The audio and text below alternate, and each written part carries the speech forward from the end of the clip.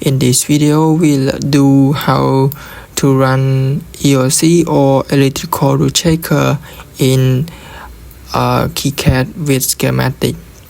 The advantage of run ERC or electrical root checker, let us know the schematic have an error or have a violation. So now let's go quickly. Look at the top. As you can see, electrical root checker.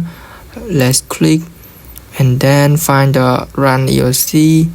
Here, let's click. So it find out have two error here.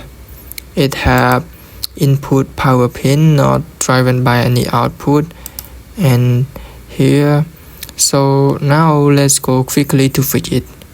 Click close, and then I'm gonna find the PW or place. In KiCad, this symbol is used to indicate that a given power net is activity driven by a power source.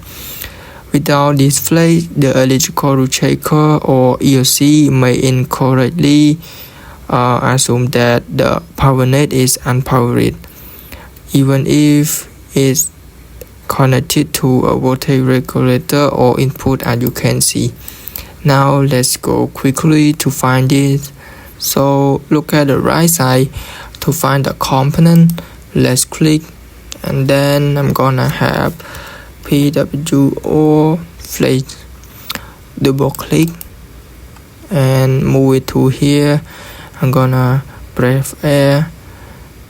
Let's click and let's click again to find it. Double click and press air.